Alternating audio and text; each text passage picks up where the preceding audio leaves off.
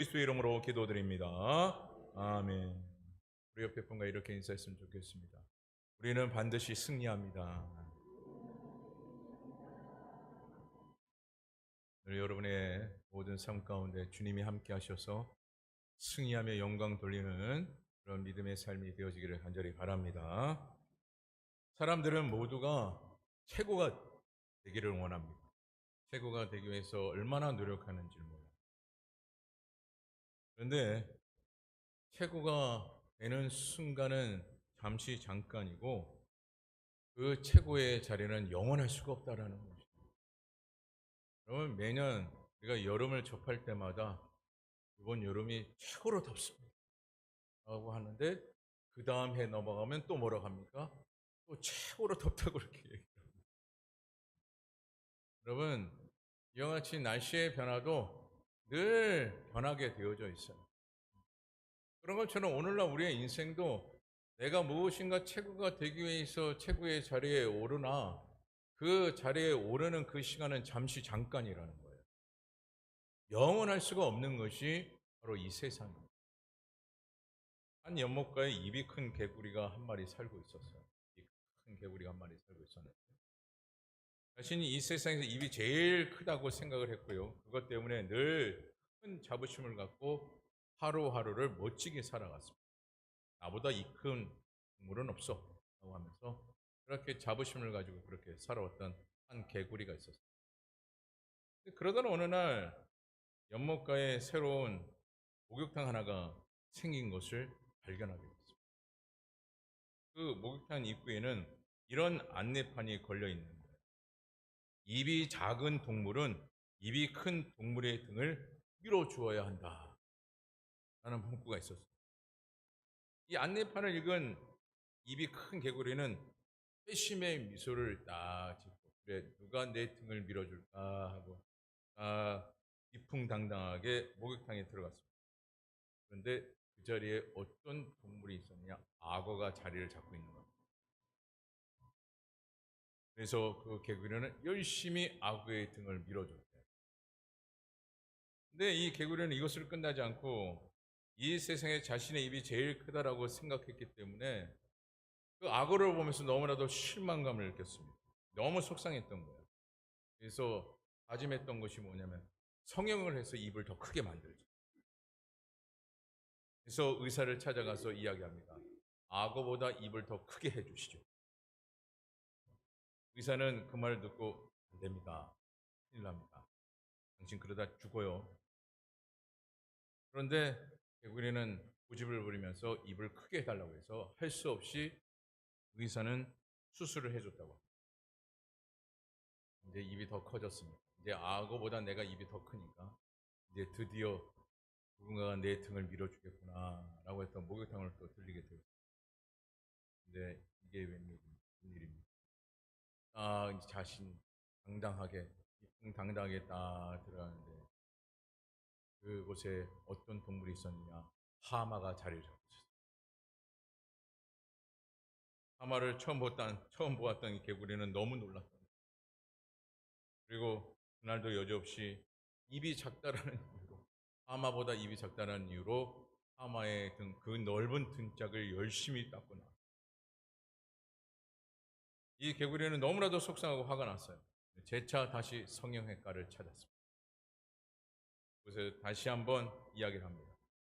하마보다 더 입을 크게 해주시오. 그래서 그때 의사는 이제는 절대 안 됩니다. 그리고 이렇게 이야기하는 거예요.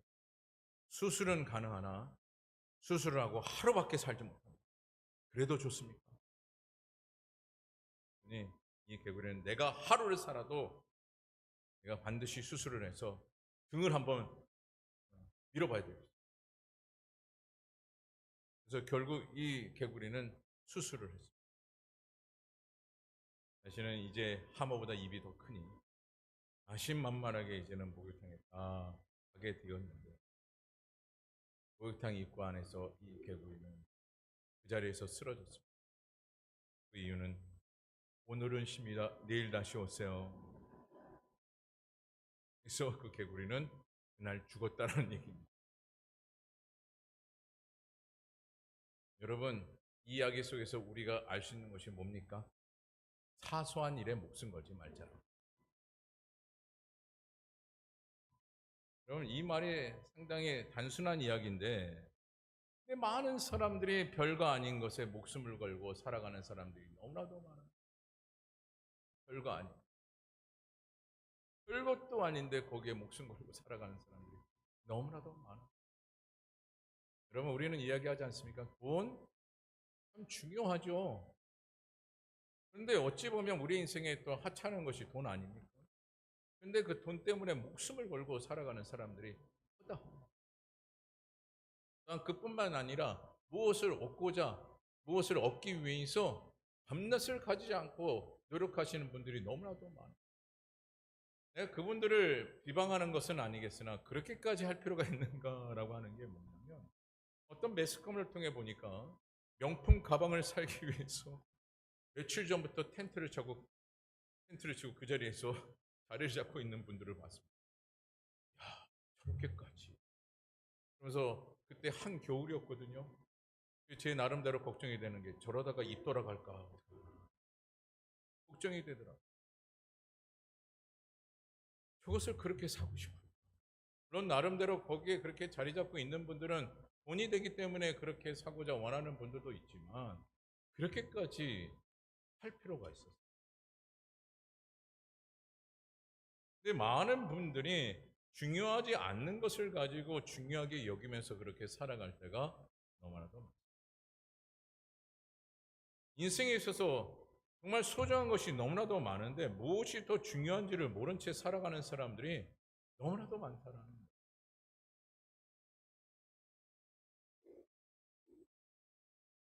제가 목회하기 전에 잠시 아르바이트를 한 적이 있어요. 여러분, 잠시입니다. 잠시. 잠시 제가 뭘 했냐면 오토바이를 타고 퀵 서비스를 한 적이 있어요. 그렇게 안 생겼는데 제가 그걸 했어요. 제가 그걸 했는데, 퀵 배달이라는 것은 뭡니까? 뭐가 생명이죠? 빨리 가는 거예요. 빨리 가는. 어떻게든 빨리 가야 고객을 만족시켜야 되기 때문에 빨리 가는 것이 우선입니다. 그래서 저도 이제 퀵 서비스를 하면서 오토바이가 이제 이렇게 차 사이로 이렇게 왔다 갔다 질주를 하지 않습니까? 질주하는데 항상 오토바이는 거기 사이를 질주하다 보니까 신호가 걸려도 맨 앞에 항상 딱 자리 잡게 되어져 있어요. 근데 제가 또 그때도 퀵 서비스를 하면서 이제 신호를 딱 대기하는데 오토바이 한 대가 딱 옆에 이렇게 쓰는 거예요. 나름대로 오토바이가 더 좋더라고요. 그랬더니 헬멧을 이제 우리 이렇게 앞에 칸막이 같이 했습니다. 딱 봤더니 저를 한번 쫙 보고 한번 웃는 겁니다. 저를 왜 웃나 그렇게 생각을 했어요. 그래서 한편으로는 아 그래, 내가 너보다 빨리 갈 수 있다라는 것을 보여주기 위한 것인 것 같구나. 그래서 저도 한번 웃어줬어요. 근데 이게 웬일입니까?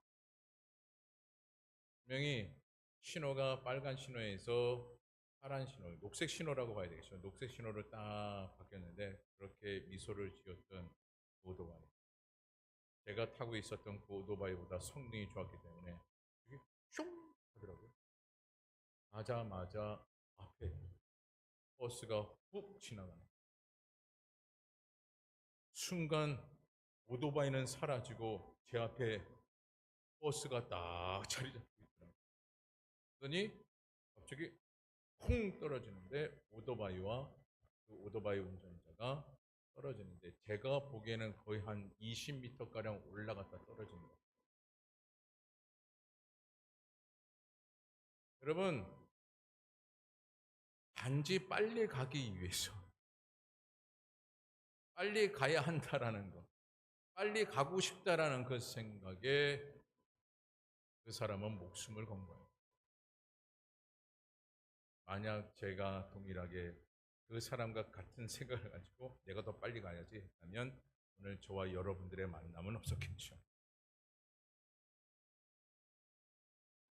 여러분, 이처럼 사람들은 별거 아닌 것에 그같이 목숨을 걸으면서 살아가는 사람들이 너무나도 허다. 여러분, 오늘날 특별히 우리는 하나님의 자녀로 거듭난 인생입니다. 그렇기 때문에 세상에 별거 아닌 것에 오늘날 우리가 집착하며 살아가는 인생이 돼서는 안 된다는 거예요.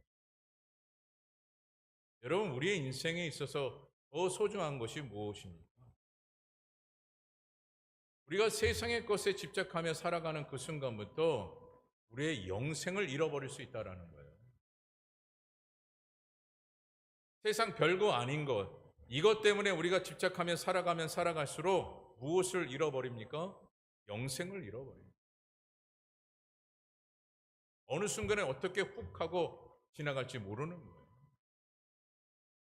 여러분, 그렇게 버스가 그 오토바이를 툭 칠 거라 누가 생각을 했겠습니까? 그분이 살아있는지 아니면 죽어 있는지는 모르겠어요. 하지만 최소한은 큰 중상을 입었다라고 저는 봅니다. 그같이 오늘날 우리가 무엇이 중요한지를 늘 생각하는 자가 되어져야 한다는 것을 오늘 본문의 말씀을 통해서 보게 되는 겁니다. 특별히 우리가 우리의 인생 가운데 가장 중요하게 생각해야 될 것은 영적인 회복이에요. 더 나아가 영적인 성장입니다. 이것이 오늘날 우리 인생 가운데 가장 중요한 거예요. 무엇을 내가 더 얻었다, 무엇을 더 가졌다, 이게 중요한 게 아니에요. 무엇이 있다 없다가 중요한 것이 아니에요. 내 영이 지금 하나님의 말씀 앞에 회복이 되어져 있는가. 그러니까 내가 말씀을 듣고 있고 기도하고 있음에 내가 영적 성장이 이루어지고 있는가. 이것이 더 중요하다는.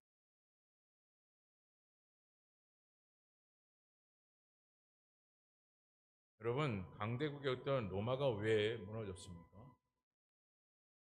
영성이 무너지고 그 영성이 사라졌기 때문에 그 왕성한 나라가 지금은 존재하지 않아요.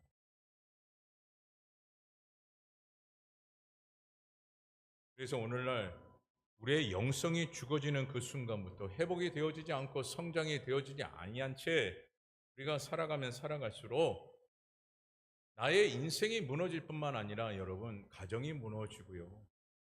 또한 가정이 무너질 뿐만 아니라 나라가 무너지게 되고 또한 나라가 무너지는 그 순간에 이 세계의 모든 것들이 다 무너질 수 있다는 기억하셔야 돼요. 지금 우리나라는 경제적으로 큰 위기를 맞이하고 있습니다. 사회의 범죄도 점차적으로 심각한 상태에 이르고 있는 것이 지금의 현실인 것. 그런데 이것에 대해서 고인 되신 오카노 목사님이 말씀하시기를 이 모든 것이 우리 기독교인들이 자신의 영성을 너무 사소하게 생각하고 쉽게 행동한 결과다라고 그렇게 말씀하셨어요. 그러면서 오카노 목사님이 과연 이 나라를 정말 깊이 걱정하면서 기도하는 자가 몇이나 될까? 이 나라를 그렇게 이야기를 하시다.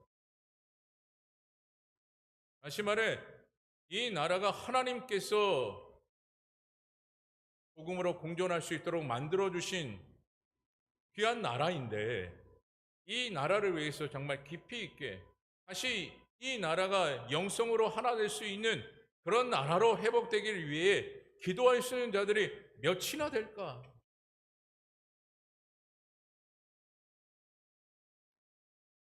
이것을 걱정하셨던 분이 오카노 목사님. 오늘날 우리가 그래서 무엇을 귀히 여겨야 하고 무엇을 중요하게 여겨야 하는가를 재차 옥 목사님께서 말씀하신 건데 그것은 무엇입니까? 오늘날 우리의 영성이에요. 그리고 주님께서 이것을 귀하게 여겨주신다라는 거죠. 그래서 여러분 본문 7절에 보면 이렇게 말씀을 하고 있죠. 우리 본문 7절 말씀 사무엘상 16장 7절 말씀 우리 다 같이 한 목소리를 함께 읽어봅니다. 시작.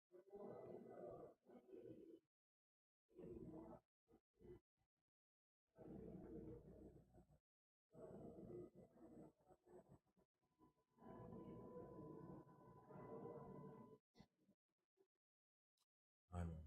우리가 잘 알고 있는 말씀들 이 말씀 속에서 우리가 생각하고 있는 말씀이 뭡니까? 여호와는 나의 중심을 보신다라는 거예요. 왜 우리의 중심을 보실까요? 중심을 본다라는 것은 우리의 영성을 보겠다라는 거죠. 근데 그 영성을 바라보시면서 우리의 영성이 어떻게 되기를 소망하고 계시다라는 것입니까?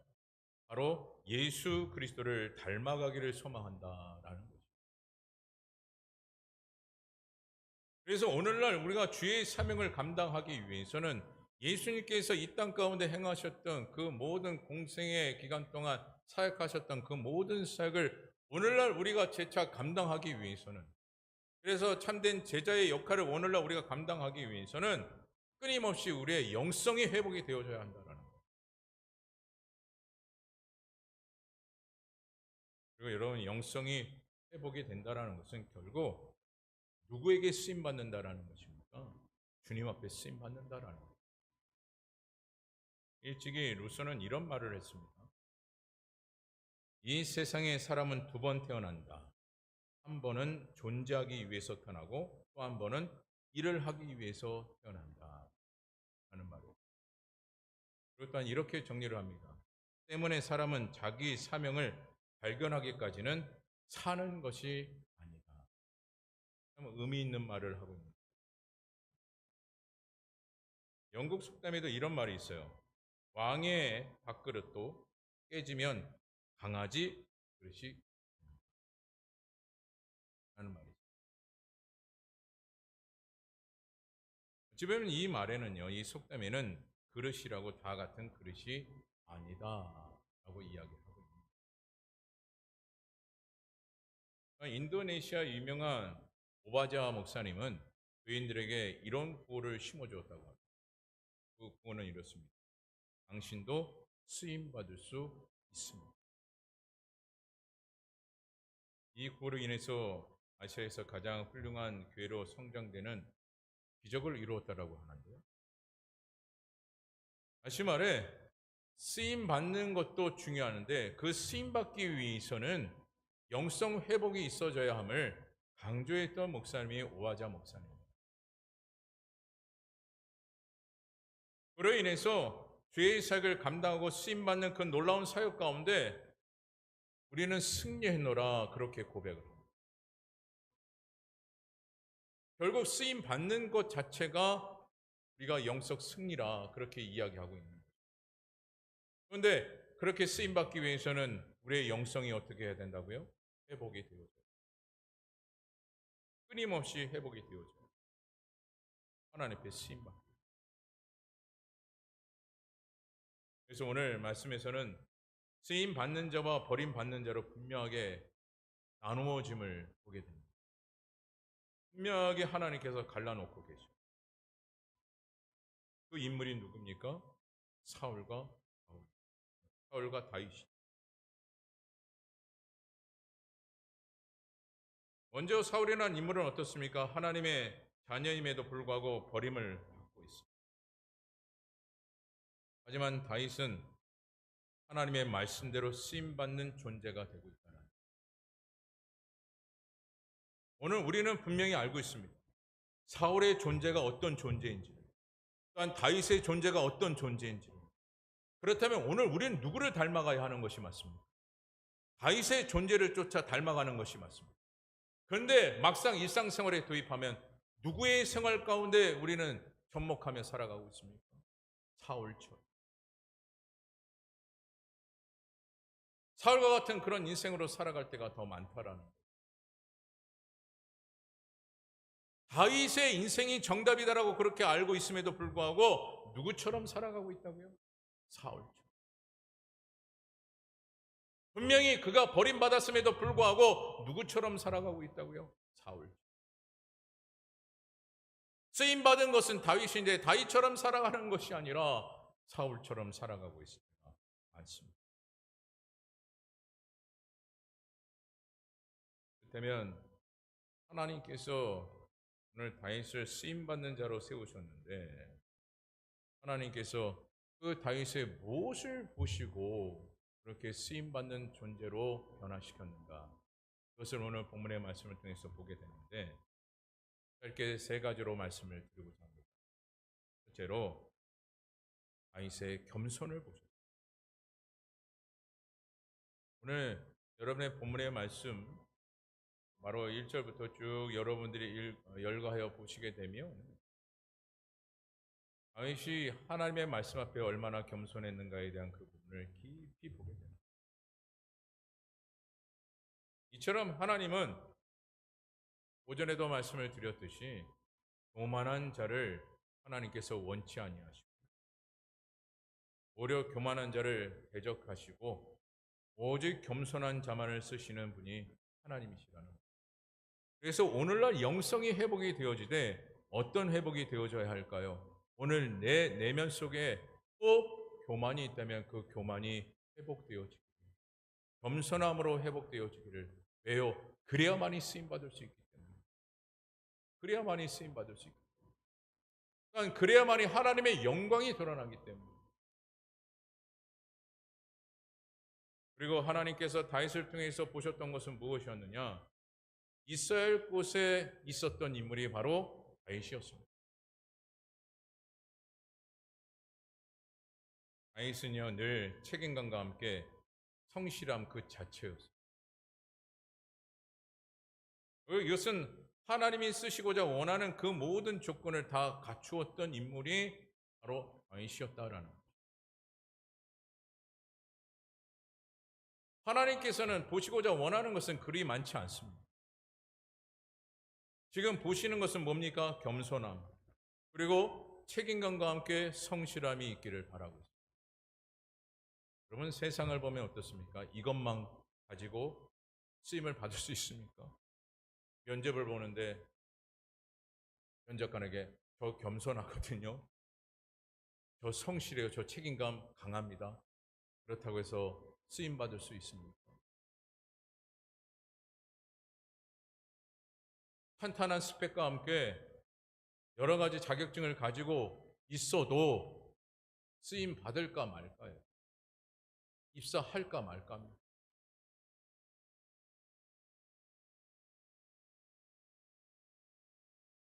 면접을 보는 면접자가 그런 질문을 받았습니다. 이제 입사를 하게 되면 일을 해야 될 텐데 일을 하고자 하는 그 각오가 뭡니까?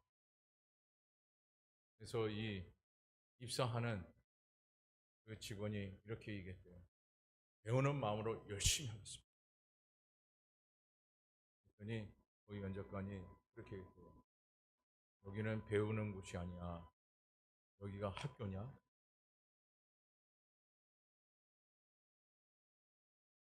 여러분, 입사하고자 원했던 그 사람의 그 마음은 뭡니까? 열심히 하겠다. 정말 겸허한 마음으로 최선을 다하여 정말 맡겨진 일에 열심히 다하겠다, 그런 마음으로 그렇게 대답을 했는데 세상은 그것을 온전하게 받지 못하고 있다는 거예요. 하지만 하나님께서는 무엇만 요구하고 계셔요? 겸손함과 더불어 책임감, 성실함을 보시고 그것을 통해서 하나님은 우리를 사용하신다는 것. 그 외에는 아무, 그의 잘남, 주변의 환경, 무엇을 가지고 있느냐? 아니에요. 잘나고 못난 것 하나님께서 원하지 않습니다. 무엇이라고요? 겸손함, 책임감, 성실. 그리고 오늘 마지막으로 하나님께서 보시는 것이 뭡니까? 하나님의 중심의 그 마음을 다윗을 통해서 보셨기 때문에 하나님께서 다윗을 사용하셨다 하는 거죠. 다윗은 누구만을 두려워했느냐? 오직 하나님만 두려워했고요. 하나님의 능력만 절대적으로 믿었던 인물이 바로 다윗이었습니다. 이것을 누가 보셨어요? 하나님께서 그 다윗의 그 마음을 보셨어요. 오늘도 주님께서 우리의 마음을 보십니다. 누구처럼요? 다윗처럼. 그리고 우리 안에 무엇을 찾고 계십니까? 겸손하고 있느냐? 책임감을 가지고 있느냐? 성실하냐? 그리고 나를 두려워하고 있느냐? 그것을 보고 계시다. 그래서 오늘 이 자리에 있는 저와 여러분들은 하나님께서 다윗처럼 바라보시는 그 바라보심 속에 다윗이 갖추었던 이 모든 것을 갖추는 자가 되고 여러분 모두가 하나님의 뜻에 합당하게 쓰임 받는 주의 종들이 다 되어지기를 간절히 주님의 이름으로 축원합니다. 기도하겠습니다.